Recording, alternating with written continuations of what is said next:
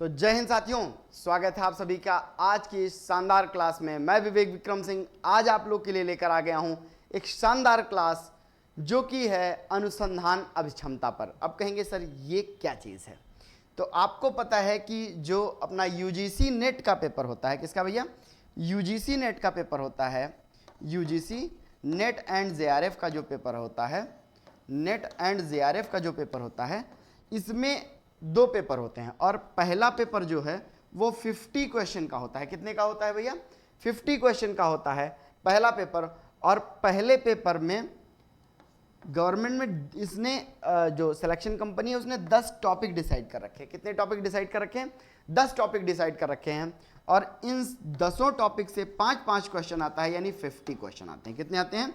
50 question आते हैं। और जो अपने ये 10 टॉपिक हैं उनमें से एक सबसे महत्वपूर्ण टॉपिक, अब क्यों महत्वपूर्ण है?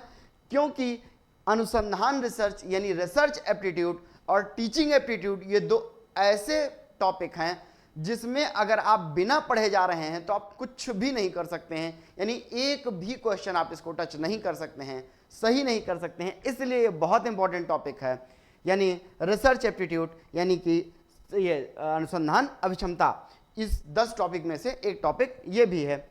और इसमें भी जो रिसर्च एप्टीट्यूड है इसमें भी दो इंपॉर्टेंट टॉपिक जहां से सबसे ज़्यादा क्वेश्चन आते हैं। वो पहला है अनुसंधान के उद्देश्य, यानी अगर आप रिसर्च कर भी रहे हैं, आप रिसर्च कर रहे हैं तो उसका उद्देश्य क्या है, ठीक है? उसका उद्देश्य क्या है, यहां से क्वेश्चन आते हैं। और दूसरा जो इंपॉर्टेंट टॉपिक है वो है आपका अनुसंधान के सोपान, यानी अनुसंधान जो आप कर रहे हैं उसके स्टेप क्या है, रिसर्च के स्टेप्स ऑफ रिसर्च। इन्हीं दोनों के विषय में बात करेंगे और इन दोनों पर ही हम लोग क्वेश्चन को भी देखेंगे जो प्रीवियस ईयर आ चुके हैं। तो इस क्लास को शानदार तरीके से पूरी वीडियो देखिएगा, बहुत मजा आने वाला है, एकदम झक्कास क्लास होने वाली है। क्योंकि इसके बाद, इस क्लास को करने के बाद रिसर्च एप्टीट्यूड से मुझे नहीं लगता कि 5 में से 4 क्वेश्चन तो आपके हो ही जाने हैं। क्योंकि और मात्र 20 से 25 मिनट की छोटी सी क्लास है, उसमें इतना शानदार चीज हम बताने वाले हैं। कैसे? अनुसंधान के उद्देश्य। देखिए, अनुसंधान कई प्रकार के होते हैं और उनमें से उनका उद्देश्य क्या होता है, यहां से क्वेश्चन बहुत ज्यादा आता है। तो पहला सैद्धांतिक उद्देश्य, यानी कि रिसर्च को करने का कोई सैद्धांतिक उद्देश्य होगा। और दूसरा तथ्यात्मक उद्देश्य है, तीसरा सत्य की खोज और चौथा व्यवहारिक है। अब इसके बारे में बताएंगे, इसमें क्वेश्चन कहां से आते हैं और यह है क्या। जो सैद्धांतिक उद्देश्य है, किसी भी रिसर्च को करने का जो सैद्धांतिक उद्देश्य है वो वैज्ञानिक प्रकृति का होता है। कैसा होता है भैया? वैज्ञानिक प्रकृति का होता है, वैज्ञानिक प्रकृति का होता है, ठीक है? वैज्ञानिक प्रकृति का होता है, ठीक है? ये वैज्ञानिक प्रकृति का होता है और व्याख्यात्मक होता है, यानी किसी भी चीज का अगर व्याख्यापूर्ण विश्लेषण करना है तो क्या करना होगा? सैद्धांतिक उद्देश्य उसमें होगा, ठीक है? व्याख्यात्मक, ठीक है? व्याख्यात्मक, वैज्ञानिक और व्याख्यात्मक। तथ्यात्मक उद्देश्य, अब यहां पर तथ्यों को अगर बहुत अधिक बार तथ्यों को रिपीट किया जा रहा है तो वो तथ्यात्मक उपदेश होगा। कौन सा?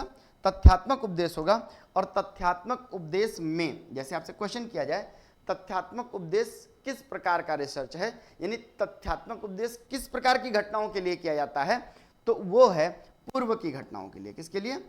पूर्व की घटनाओं के लिए, पूर्व की घटनाओं पर आधारित जो उद्देश्य है वो कैसा है? तथ्यात्मक उद्देश्य है। और ये पूर्व की घटनाओं से रिलेटेड होता है, जो घटनाएं पहले घट चुकी हैं, ठीक है? और इसके बाद आता है सत्यात्मक उद्देश्य। अगर किसी भी रिसर्च में आपको सत्य की खोज करनी है, यानी पुलिस वाले जो रिसर्च करते हैं, किसी भी केस स्टडी को अगर वो करते हैं तो वहां पे अगर वो रिसर्च कर रहे हैं तो वो सिर्फ और सिर्फ सत्य की खोज के पीछे परेशान रहते हैं, तो वो सत्यात्मक उद्देश्य होता है। और आपको बता दें कि क्वेश्चन यहां से कैसा आएगा, वो आपसे पूछेगा दार्शनिक जो रिसर्च होते हैं, जो रिसर्च दर्शन से रिलेटेड होते हैं, वो फिलॉसफिकल रिसर्च होती हैं, उनका उद्देश्य क्या होता है? सत्य की खोज करना। प्रश्न कैसा आएगा? तो आप ये जान लीजिए कि जो सत्यात्मक उद्देश्य है इसमें किस प्रकार के रिसर्च आते हैं, तो दार्शनिक रिसर्च आते हैं। कैसे आते हैं? दार्शनिक। कैसे आते हैं भैया? दार्शनिक वाले आते हैं, ठीक है? दार्शनिक रिसर्च किस में आते हैं? दार्शनिक, जो दार्शनिक यानी दर्शन फिलॉसफी से रिलेटेड रिसर्च होती हैं वो सत्यात्मक उद्देश्य के कारण होती हैं, यानी उनका उद्देश्य सिर्फ और सिर्फ सत्य की खोज करना होता है। किसकी खोज करना होता है? सत्य की खोज करना होता है। उसी प्रकार जो तथ्यात्मक उद्देश्य वाले होते हैं, तथ्यात्मक उद्देश्य का रिसर्च करने का सिर्फ होता है पूर्व की घटनाओं जिसमें डेटा बहुत ढेर सारे हों उनका एनालिसिस करना होता है, वो है तथ्यात्मक उद्देश्य। सैद्धांतिक उद्देश्य होता है वैज्ञानिक, इसमें वैज्ञानिक विधियों के माध्यम से नए नए रिसर्च को किया जाता है। और किसी भी रिसर्च का अगर बहुत बड़ा व्याख्यात्मक उद्देश्य निकालना है, व्याख्यात्मक हल निकालना है, तो हम क्या मानेंगे? सैद्धांतिक उद्देश्य है। क्या है? सैद्धांतिक उद्देश्य है। और व्यवहारिक उद्देश्य, अगर किसी भी घटना का आपको व्यवहारिक पक्ष जानना है, क्या जानना है? व्यवहारिक पक्ष जानना है, तो आपको क्या करना होगा? उसका व्यवहारिक उद्देश्य निकालना होगा। क्या निकालना होगा? व्यवहारिक उद्देश्य निकालना होगा, यानी वो व्यवहारिक उद्देश्य के लिए है और ये विकासात्मक घटनाओं के लिए होता है। अगर कोई विकास कार्य है, क्या है? विकास कार्य, जैसे ब्रिज पास होना है, क्या होना है? ब्रिज पास होना है, एक पुल पास होना है, तो उसकी एक व्यवहारिक उद्देश्य के तहत है, लेकिन उस पर जो रिसर्च होगी वो विकासात्मक कारणों के लिए है। किसके लिए है? विकासात्मक कारणों के लिए है। विकासात्मक, ठीक है। जो विकास के लिए है, विकासात्मक उद्देश्य है, वो क्या है? व्यवहारिक उद्देश्य है। तो विकासात्मक कार्यों के लिए जो उद्देश्य रिसर्च की जाती है वो व्यवहारिक उद्देश्य है। रिसर्च का क्या है? व्यवहारिक उद्देश्य है। तो इस प्रकार हम लोगों ने देखा अनुसंधान के उद्देश्य, सैद्धांतिक उद्देश्य, तथ्यात्मक उद्देश्य, सत्यात्मक उद्देश्य और व्यवहारिक उद्देश्य। इसमें आपसे क्वेश्चन कैसे पूछेगा? वैज्ञानिक अनुसंधान का उद्देश्य कैसा है, तो आपसे पूछेगा, तो आप बताएंगे सैद्धांतिक उद्देश्य। वैज्ञानिक रिसर्च का उद्देश्य क्या है? असैद्धांतिक उद्देश्य। व्याख्यात्मक अगर हल निकाला जा रहा है किसी समस्या का, तो क्या है? वो भी सैद्धांतिक उद्देश्य है। तथ्य, और आपसे पूछ ले पूर्व की घटनाओं पर रिसर्च अगर चल रहा है तो फिर उद्देश्य क्या हो सकता है? तो उद्देश्य है आपका तथ्यात्मक उद्देश्य है। और अगर पुलिस रिसर्च कर रही है सत्य की खोज के लिए, किसके लिए? सत्य की खोज के लिए, या दर्शन, कोई दर्शन है जैसे कबीरदास का कोई दोहा है, या फिर आप कह सकते हैं कि अरस्तु, प्लेटो, इनके ऊपर रिसर्च चल रही है, तो भी उसका हल दार्शनिक कैसा है? उसका उद्देश्य क्या है? सत्य की खोज करना, कि फलाने आदमी ये बोलकर चले गए थे तो वो सही है या नहीं सही है, तो वो क्या है? सत्यात्मक उद्देश्य के तहत आता है। और व्यवहारिक उद्देश्य में विकासात्मक घटनाएं चलती हैं। इसके बाद अनुसंधान के सोपान बहुत इंपॉर्टेंट है भैया। अनुसंधान के सोपान से डायरेक्ट क्वेश्चन आते हैं कि इसके सोपान स्टेप्स, 6 स्टेप होते हैं। उन 6 स्टेप को याद करने का पहले मैं आपको ट्रिक बताता हूं, ठीक है? उस ट्रिक के माध्यम से आप इसको समझ लीजिए। इसके बाद वो होता क्या है ये भी आपको मैं समझाऊंगा और इससे रिलेटेड क्वेश्चन भी करवाऊंगा, ठीक है? तो सबसे पहले देखेंगे अनुसंधान के सोपान, यानी स्टेप्स क्या होंगे। अगर किसी चीज पे आपको रिसर्च करनी है तो उसका पहला स्टेप क्या है? तो पहला ही स्टेप होता है S of P. S of P का मतलब क्या है? Selection of problem. सबसे पहले तो समस्या आपके पास होनी चाहिए। आप किस चीज पे रिसर्च करने वाले हैं? किस चीज पे रिसर्च करने? कोई केस हो गया, अब उस पर आपको रिसर्च करना है, किसी ने किसी को मार दिया, तो समस्या आई। सबसे पहले क्या आई? समस्या आई। ध्यान से समझिएगा, एस ऑफ पी, ये मैं ट्रिक बता रहा हूं, इसके बाद इसको पूरी तरीके से व्याख्यात्मक हल करूंगा। सबसे पहले देखिए एस ऑफ पी मतलब सिलेक्शन ऑफ प्रॉब्लम। सबसे पहले आप सिलेक्शन ऑफ प्रॉब्लम होगा, यानी सबसे पहले सेलेक्ट वो आएगी, प्रॉब्लम आएगी, इसके बाद आप उस पर रिसर्च करेंगे। हम किसी समस्या का चयन करते हैं जिसमें हमें रिसर्च करना है। उसके बाद आता है F of D. F of H मतलब, एफ ऑफ एच का मतलब है formulisation of hypothesis. Formulisation of hypothesis. Formulisation of hypothesis मतलब हम जो परिकल्पना है, यानी जो हमारा समस्या है उसकी परिकल्पना क्या है, ठीक है, हो क्यों रही है, उसका हाइपोथेसिस हमें करना है, उसकी हाइपोथेसिस करनी है। इसके बाद आता है डीआर, डिजाइन ऑफ रिसर्च। इसके बाद हम लोग क्या करेंगे? डिजाइन ऑफ रिसर्च करेंगे, रिसर्च को डिजाइन करेंगे। डी ऑफ आर मतलब डिजाइन करेंगे, रिसर्च जो हमें करनी है वो किस तरीके से करनी है, ठीक है, डिजाइन ऑफ रिसर्च करेंगे। इसके बाद हम करते हैं C D, C of D. C of D, sorry, C of D, इसका मतलब है, सी ऑफ डी का मतलब है सिलेक्शन ऑफ डाटा। क्या? सिलेक्शन ऑफ डाटा, ठीक है। हम लोग सिलेक्शन ऑफ डाटा पहले करेंगे, डाटा जो है उसको सेलेक्ट करेंगे, क्या क्या डाटा हमारे काम लायक है और क्या नहीं है, सिलेक्शन ऑफ डाटा। इसके बाद होता है analysis of data, A of D, सबके बीच में ऑफ लगा हुआ है। Selection of problem, formulisation of hypothesis, और इसके बाद ये क्या है, डिजाइन ऑफ रिसर्च, फिर कलेक्शन ऑफ डाटा, फिर एनालिसिस ऑफ डाटा, इसके बाद होता है क्या, F of G and C, F of G and C. अब इसको याद कैसे करेंगे हम लोग, इसको हम लोग ऐसे याद करेंगे कि ये F of P, F of H, यानी S P, F H, D R, C D, A D और फिर एफ जी। क्या, एफ जी। सबसे पहले सिलेक्शन ऑफ प्रॉब्लम, फिर फॉर्मलाइजेशन ऑफ हाइब्रिडाइजेशन हाइपोथेसिस, फिर डिजाइन ऑफ रिसर्च, फिर collection of data, analysis of data और formalisation of generalisation and conclusion. अब ध्यान से समझिएगा ये सब होता क्या है, ठीक है। ये ट्रिक थी, इसको आप लोग ऐसे लिख लीजिए, ये क्वेश्चन बहुत आते हैं। क्यों? सबसे पहले है समस्या का चयन। सबसे पहले तो आपके पास कोई समस्या होनी चाहिए, कोई प्रॉब्लम होनी चाहिए जिस पर आप रिसर्च कर रहे हैं, तो सिलेक्शन ऑफ प्रॉब्लम, ठीक है, सिलेक्शन ऑफ प्रॉब्लम। इसके बाद परिकल्पना का प्रतिपादन, आप इस पर किस प्रकार रिसर्च करने वाले हैं, इसकी स्थितियां क्या हैं, अभी यह समस्या किस परिस्थिति में है, क्या बीत चुकी है, क्या होने वाली है, या फिर जैसे आप करेंगे उस पर क्या कहते हैं, रिसर्च आप करने जा रहे हैं किस पे, कि जो पर्यावरणीय समस्याएं हैं तो वो होने वाली हैं, ठीक है, अभी है नहीं, जो चल रही हैं वो चल रही हैं, उसके आधार पे आगे हमको रिसर्च करना है, ठीक है। शोध की रूपरेखा, इसके बाद आप रिसर्च को डिजाइन करेंगे कि पहले हमें क्या करना है, फिर बाद में क्या करना है, उसके बाद क्या करना है, कैसी चीजें हैं, ठीक है। तो डिजाइन ऑफ रिसर्च करेंगे, समस्या किस प्रकार की है और कितनी गंभीर है, तो इस पर रिसर्च क्या करेंगे आप, डिजाइन करेंगे। इसके बाद होता है collection of data. Collection of data ये क्या है, जैसे मान लिया मैंने आपसे कहा कि जैसे अभी कुंभ हुआ था अपने यहाँ, ठीक है, भव्य कुंभ, दिव्य कुंभ, महाकुंभ हुआ था प्रयागराज में, आप इस पर रिसर्च करने बैठे हैं, तो इस रिसर्च को कैसे करेंगे आप, आपके पास क्या डेटा है जिसको आप रिसर्च करेंगे।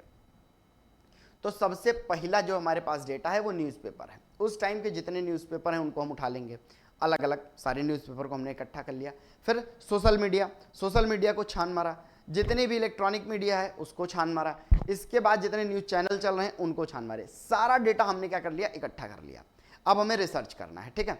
तो पहले तो डेटा कलेक्ट हो गया, इसके बाद एनालिसिस, कलेक्शन ऑफ डाटा के बाद आता है एनालिसिस ऑफ डाटा। अब जिस दिन का न्यूज़पेपर आपने उठाया उस दिन बहुत सी प्रयागराज में खबर चली होगी, कोई मारा गया होगा, कहीं हत्या हुई होगी, कहीं लूट हुआ होगा, कहीं बलात्कार होगा, तो उससे हमें का मतलब है क्या, नहीं। जो कुंभ से रिलेटेड खबर छपी है उसको काट करके हम अलग कर लेंगे। सारी मीडिया, सारी तरीके से जितने डेटा हमारे पास थे उनको हमने कलेक्ट करके अलग कर लिया, यानी हमने क्या कर लिया, एनालिसिस ऑफ डाटा। कलेक्शन करने के बाद उसका एनालिसिस किया, कौन कौन से मेरे काम लायक हैं उनको अलग कर लिया, उसमें भी क्या बहुत महत्वपूर्ण है उसको हमने अलग कर लिया। फिर उसको हम लोग लाइन बाय लाइन लिख लेते हैं, तो क्या होता है, generalisation of formalisation of conclusion, क्या, ऑफ कंक्लूजन। फिर हम किसी भी निष्कर्ष पर आते हैं कि फलाने समस्या थी, ऐसी ऐसी बातें हुई थी, यहाँ भगदड़ मची थी, इतने लोगों को यहाँ खाना खिलाया गया, इनके लिए यहाँ पार्किंग बनाई गई, ऐसी ऐसी चीज़ें थी, ये सुविधाएं सरकार ने दी, सरकार को इतना ये आउटपुट मिला, ये सारी चीज़ें जो भी हमारे रिसर्च में था, जो भी रिसर्च का टॉपिक था उसको हमने निकाल करके रखा। तो ये सोपान थे, क्या थे, सोपान, यानी स्टेप्स क्या क्या होते हैं रिसर्च के, बहुत पूछा जाता है, क्वेश्चन देख लेना, मजा आ जाएगा। समस्याओं का चयन, सबसे पहले तो समस्या होनी चाहिए, फिर परिकल्पना का प्रतिपादन, यानी जो हमारे पास फॉर्मूला वो है, परिकल्पना यानी जो समस्या है उसकी परिकल्पना क्या हो सकती है, उसका फॉर्मुलाइजेशन हम किस तरीके से कर सकते हैं। इसके बाद उस पर एक हाइपोथेसिस हम बनाएंगे और इसके बाद शोध की रूपरेखा एक डिजाइन करते हैं, रिसर्च को हम लोग क्या करते हैं, डिजाइन करते हैं। उसके बाद जितनी वो कलेक्शन है यानी डेटा जो है उसका हम कलेक्शन करते हैं। प्रदत्तों का संकलन, संकलन मतलब इकट्ठा करना, प्रदत्त यानी जितने भी डेटा हैं, सारे डेटा को हम लोग क्या करते हैं, कलेक्ट करते हैं। इसके बाद प्रदत्तों का विश्लेषण यानी जितने भी डेटा हैं उनका हम एनालिसिस करते हैं और एनालिसिस करने के बाद हम क्या करते हैं, सामान्यीकरण तथा निष्कर्षों का प्रतिपादन। हम लास्ट में किसी एक निष्कर्ष पे आते हैं। अब आप लोग फटाफट ये आंसर बताइएगा और मुझे पता है कि अगर आपने अच्छे से पढ़ा है तो ये सारे आंसर आप देख पाएंगे। ध्यान से देखिए, निम्नलिखित में से कौन अनुसंधान का अनिवार्य सोपान नहीं है, स्टेप नहीं है, कौन सा अनुसंधान का स्टेप नहीं है। तो शोध की रिपोर्ट लेखन, भाई रिपोर्ट लिखना पड़ता है, परिकल्पना का परीक्षण, मैंने बताया परिकल्पना का परीक्षण करना पड़ेगा आपको, आंकड़ों का संकलन, कलेक्शन ऑफ डेटा आपको करना पड़ेगा, लेकिन परिणामों का व्यवहारिक उपयोग मुझे नहीं लग रहा है, व्यापारिक उपयोग, सॉरी, जो परिणाम आ रहे हैं उनका आप व्यापारिक उपयोग करें, क्या ऐसा कहीं है क्या? नहीं, ऐसा तो मैंने पढ़ाया ही नहीं, ये सोपान में नहीं हो सकता है, ठीक है, ये सोपान परिणामों का व्यापारिक उपयोग ये कभी भी सोपान में नहीं हो सकता है। नेक्स्ट है, अनुसंधान की प्रक्रिया में डेटा विश्लेषण के तुरंत बाद क्या आता है? अब भैया जो डेटा विश्लेषण है ना, उसके बाद तुरंत क्या आता है? जब डेटा का विश्लेषण, एनालिसिस ऑफ डाटा हो चुका है, तो सिर्फ एक काम बचा हुआ है, क्या? निष्कर्ष लिखना। क्या लिखना? कंक्लूजन लिखना। क्या लिखना? कंक्लूजन लिखना। लास्ट उद्देश्य यही बचता है, जब डेटा का विश्लेषण हो जाता है, एनालिसिस ऑफ डाटा हो जाता है, तो मैंने बताया था कंक्लूजन सिर्फ लिखने के लिए बचता है। क्या बचता है? सिर्फ कंक्लूजन लिखने के लिए बचता है। नेक्स्ट क्वेश्चन हम लोग देखेंगे, निम्नलिखित में कौन अनुसंधान के सही क्रम को दर्शाता है? अब इसको शानदार तरीके से देखिए, 6 स्टेप इसमें है, आपके 6 स्टेप इसमें है। अगर देखेंगे तो परिकल्पना पहले आ जाएगी, कभी नहीं होगी। फिर डेटा संग्रह सबसे पहले होने लगेगा, जब समस्या ही नहीं पता तो किस बात का डेटा संग्रह करोगे? और परिकल्पना अपने मन से बना लोगे? अपने मन से परिकल्पना मन में बना लोगे? नहीं। निष्कर्ष क्या पहले लिख दिया जाएगा? ये भी नहीं होगा। तो सबसे पहले क्या होता है? समस्या का चयन। सबसे पहले आप समस्या का चयन करेंगे, फिर आप उसके लिए परिकल्पना बनाएंगे, आप हाइपोथेसिस बनाएंगे, फिर डेटा संग्रह करेंगे, कलेक्शन ऑफ डेटा होता है, फिर उसका एनालिसिस ऑफ डेटा, विश्लेषण करेंगे, और फिर आप किसी निष्कर्ष पे आएंगे। तो सही ऑप्शन ये है, ठीक है। अब इस तरीके के शानदार क्वेश्चन लगाते रहिए, मजा आ जाएगा, क्योंकि जो आपने पढ़ा है तुरंत मास्टर को चेक करो, क्या जिसने पढ़ाया उससे आंसर आ रहा है? बिल्कुल आ रहा है। अनुसंधान प्रक्रिया में परिकल्पना का स्थान कौन सा है? अब आप बताइए, परिकल्पना कब निर्धारित होती है? सबसे पहले समस्या तो आए, समस्या के बाद परिकल्पना होती है। क्या निष्कर्ष के बाद होती है? निष्कर्ष के बाद कुछ नहीं होता है। डेटा संग्रह के पहले, डेटा संग्रह के पहले नहीं होती है। पहले क्या होता है? समस्या की पहचान। आप पहले समस्या की तो पहचान करिए, फिर तो आप क्या करेंगे? फिर तो आप परिकल्पना निर्धारित करेंगे। अब परिकल्पना के बाद आता है डिजाइन ऑफ रिसर्च, फिर तो आप इस पे रिसर्च डिजाइन करेंगे, इसके बाद आप डेटा संग्रह करेंगे, ठीक है। डेटा विश्लेषण के बाद नहीं, डेटा विश्लेषण के बाद कुछ भी नहीं आता है, ठीक है। तो ये निष्कर्ष के बाद। तो ये एक शानदार क्लास थी, आप लोगों ने देखा, कितनी रही हेल्पफुल? कमेंट करके बताइए। जय Hind, thank you so much. बने रहिए इस पूरे रिसर्च एप्टीट्यूड को, और किसका, ये जो आपका यूजीसी नेट का फर्स्ट पेपर है, उसको पूरे से अच्छे से डिस्कस करेंगे। बस साथ दीजिए, आप लोग बने रहिए। Thank you so much.